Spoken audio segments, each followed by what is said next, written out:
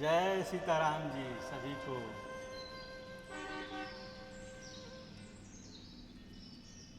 भोक्तारम यज्ञ तपसां सर्वलोक महेश्वरम सुहृदम सर्वभूतानां ज्ञात्वा मां शांति मिच्छति। मेरा भक्त मुझको सब यज्ञ और तपों का भोगने वाला, संपूर्ण लोकों के ईश्वर का ही भी ईश्वर तथा संपूर्ण भूत प्राणियों का सुहृद अर्थात स्वार्थ रहित दयालु और प्रेम तत्व को जानकर शांति को प्राप्त करता है। भोक्तारम यज्ञ तपसां सर्वलोक महेश्वरम सुहृदम सर्वभूतानां ज्ञात्वा मां शांति मृच्छति। यहाँ यह प्रश्न होता है कि इस प्रकार जो भगवान को यज्ञ तपों का भोक्ता, समस्त लोकों का महेश्वर तथा समस्त प्राणियों का सुहृद, इन तीनों लक्षणों से युक्त जानता है, वहीं शांति को प्राप्त होता है। या इनसे किसी एक से युक्त जानने वाले को भी शांति मिल जाती है। इसका उत्तर यह है कि भगवान को उपयुक्त लक्षणों से किसी एक लक्षण से युक्त जानने वाले को भी शांति मिल जाती है।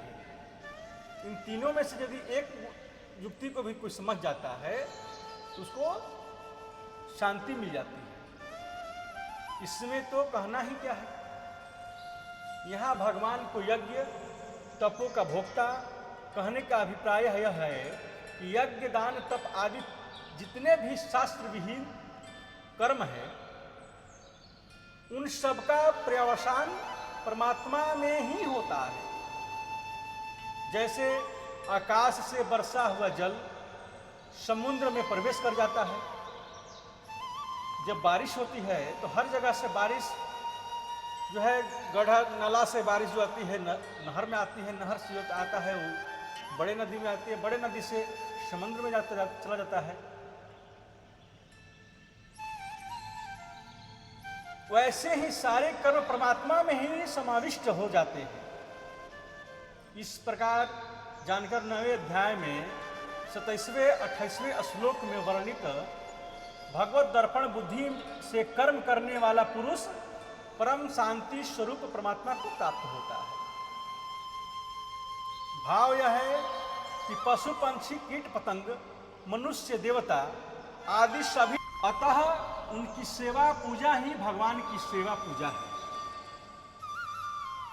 यो समझकर सबकी भगवान भगवदावत से सेवा करनी चाहिए।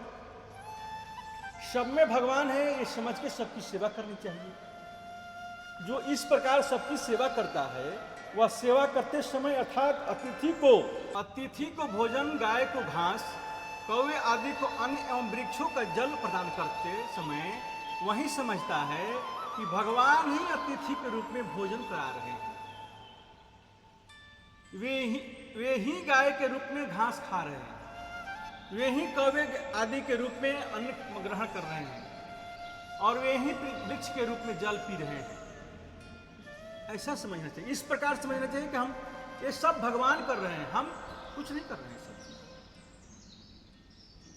भगवान संसार में सभी को भेजे हैं कार के भाव से भावित होकर सबकी निष्काम सेवा करना ही तत्व में भगवान को यज्ञ तपों का भोक्ता जानता है।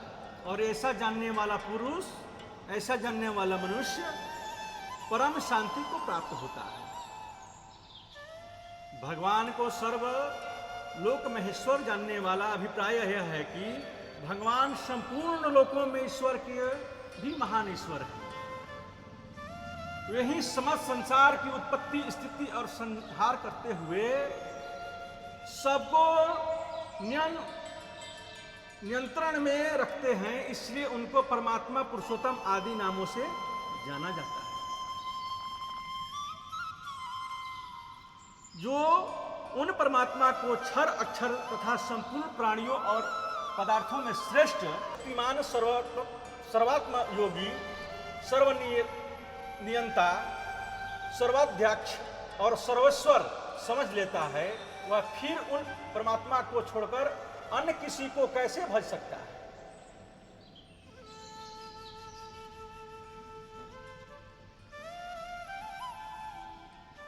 स्त्री, पुत्र, धन आदि संसार की पदार्थों में न तो वह प्रेम करता है, उपयुक्त पदार्थ से, संसारिक पदार्थों से न तो वह प्रेम करता है और न उसका चिंतन ही करता है।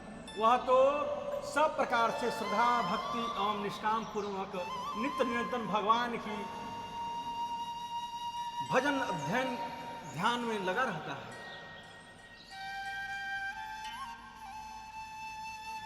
उपयुक्त प्रकार से समझना ही भगवान को, तत्व को लोक महेश्वर जानता है।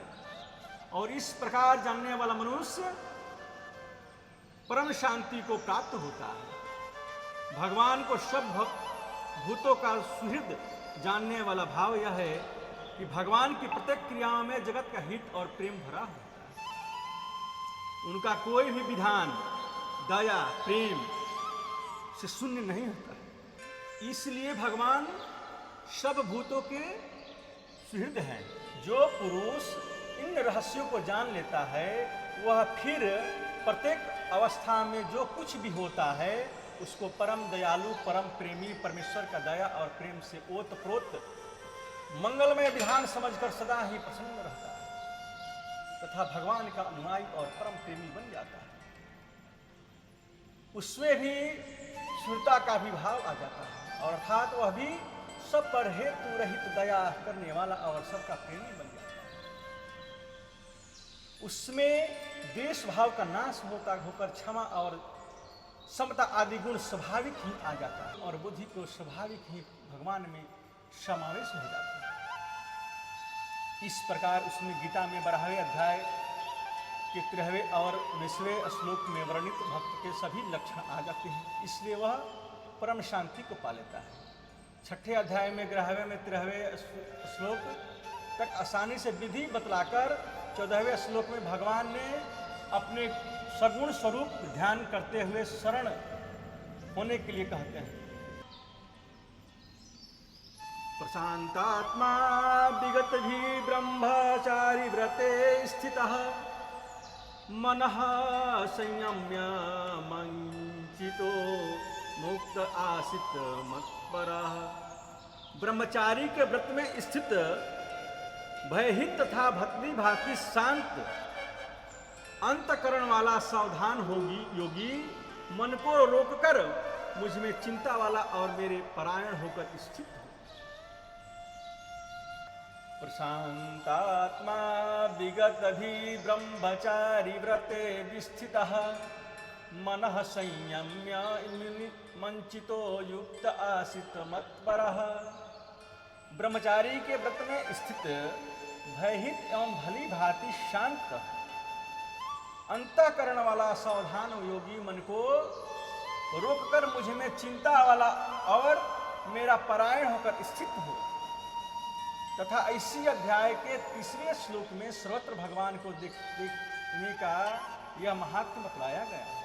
मेरी दृष्टि से ओझल नहीं होता और मैं उसकी दृष्टि में ओझल नहीं होता।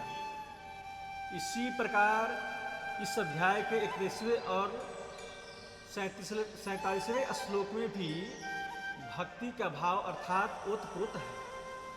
अतः समझना चाहिए कि कर्मयोग प्रधान कहे जाने वाले अध्याय में भी कोई भी अध्याय भक्ति से शून्य नहीं है। इसी तरह की 13वें वैसे 18वें 6 अध्याय में ज्ञान योग की प्रधानता बतलाई जाती है। उनमें भी कोई सा भी अध्याय भक्ति योग के वर्णन में खाली नहीं है। उदाहरण के लिए 13वें अध्याय में ज्ञान के साधन बतलाते हुए कहा गया है, मयि चानन्य योगेन भक्तिरव्यभिचारिणी। मुझ परमेश्वर में अनन्य योग के द्वारा अव्यभिचारिणी भक्ति भी ज्ञान का साधन है। 14वें अध्याय में योग्यभिचारेण भक्ति योगेन सेवते सगुणान समीति यैतान ब्रह्म भूयात् कल्पते। जो पुरुष अव्यभिचारी अनन्य भक्ति योग के द्वारा मुझको निरंतर भजता है, वह भी इन तीनों गुणों को भली भांति लांघकर सच्चिदानंद घन ब्रह्म की प्राप्ति की योग्य बन जाता है। यह अनन्य भक्ति को गुणों से अतीत होने का उपाय बतलाया गया है। 15वें अध्याय में परम राग के द्वारा संसार के वृक्षों को काटकर भगवान के शरण में होना बतलाया गया है। भगवान कहते हैं ततः पदम तत्परिमार्गयितव्यम्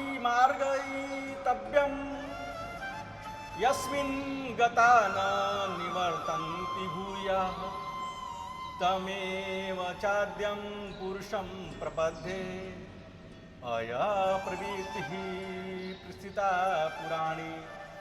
दृढ़ वैराग्य रूप शास्त्र द्वारा संसार वृक्ष का छेदन करके पश्चात तथा परम पद रूप परमेश्वर को भली भांति खोजना चाहिए। जहाँ गए हुए पुरुष फिर लौटकर संसार में नहीं आते और जिस परमेश्वर से इस पुराण का संसार वृक्ष की प्रवृत्ति विस्तार को प्राप्त होती है, उसी आदि पुरुष नारायण कि मैं शरण में हूं, इस प्रकार दृढ़ निश्चय करके उस परमेश्वर का मनन और ध्यान करना चाहिए। निधि ध्यान अवश्य करना चाहिए तथा 16वें श्लोक में क्षर अवर अक्षर का वर्णन करते हुए जिस परमात्मा ईश्वर ने पुरुषोत्तम आदि नामों से निरूपित किया गया है, उस परमात्मा को आश्रित रूप से जानने वाले की कसौटी सब प्रकार से भजना ही बताया गया है। यो मामेव समिद्रो जानाति पुरुषोत्तमा स सर्वविद भजति मां सर्वभावेन भारत। जो ज्ञानी पुरुष मुझको इस प्रकार तत्व से पुरुषोत्तम जान लेता है, वह सर्वज्ञ पुरुष सब प्रकार के निरंतर मुझ वासुदेव परमेश्वर को ही भजता है। 16वें अध्याय के पहले श्लोक में दैवी संप्रदाय के लक्षण बतलाते हुए कहते हैं कि अभयम सत्व संशुद्धि ज्ञान योग व्यवशिष्टति। अंतःकरण की पुरुष शुद्धि और ज्ञान योग में दृढ़ स्थिति ये दैवी संपदा के प्रधान लक्षण है। ये दैवी संपदा के प्रधान लक्षण है। यहाँ ज्ञान योगव्य स्थिति का अर्थ तत्व ज्ञान के लिए परमात्मा के ध्यान योग में निरंतर दृढ़ स्थिति तथा स्थिति किया जाता है, जो भक्ति भाव का ही द्योतक है। 17वें अध्याय में 27वें श्लोक में परमात्मा के ओम तत्सत ये तीनों नाम बतलाकर इनका किस प्रकार प्रयोग करने से कल्याण होता है, इसका स्पष्टता वर्णन किया गया है। 18वें अध्याय तो बात ही क्या है, उसका तो भगवान ने शरणागति में ही उपसंहार किया है। वहाँ कर्मयोग के प्रकार में भी भक्ति का वर्णन है। भगवान कहते हैं यतः प्रवृत्तिर्भूतानां येन सर्वमिदं ततं स्वकर्मणा तमभ्यश्चर्यं सिद्धिं वन्दति मानवः। जिस परमेश्वर से संपूर्ण इस प्राणियों की उत्पत्ति हुई है, जिससे यह समस्त जगत व्याप्त है, और उस परमेश्वर की अपने स्वाभाविक कर्मों द्वारा पूजा करके मनुष्य परम सिद्धि को प्राप्त होता है तथा ज्ञान योग के प्रकरण से भी भक्ति की आवश्यकता बतलाई है। ध्यान योग परो नित्यम वैराग्यम समुपाश्रितः। दृढ़ वैराग आश्रय ले नित्य निरंतर परमात्मा के ध्यान रूप योग परायण होने वाला पुरुष ब्रह्म प्राप्ति के योग होता है। एकांतवास और ध्यान योग पूर्वक ज्ञान निष्ठा के द्वारा जिस परम पद की प्राप्ति होती है, उसी परम पद की प्राप्ति मनुष्यों को गोपियों की भक्ति श्रद्धा भगवान के शरण होकर अपने कर्तव्य कर्म को करते हुए भी होती है। भगवान कहते हैं सर्वकर्माण्यपि सदा कुर्वाणो मदव्यपाश्रयः मत्प्रसादादवाप्नोति शाश्वतं पदमव्ययम्। मेरा परायण हुआ कर्मयोगी तो संपूर्ण कर्मों को सदा करता हुआ भी मेरी कृपा से सनातन अविनाशी परम पद को प्राप्त होता है। इस प्रकार भगवान ने अपनी शरणागति के रूप भक्ति का महात्म्य बतलाकर अर्जुन को सब प्रकार से अपनी शरण ग्रहण करने का आदेश दिया है। प्रेम से बोलो जय सीताराम जी। इस चैनल को देख रहे हैं तो लाइक, सब्सक्राइब, कमेंट, शेयर जरूर करें।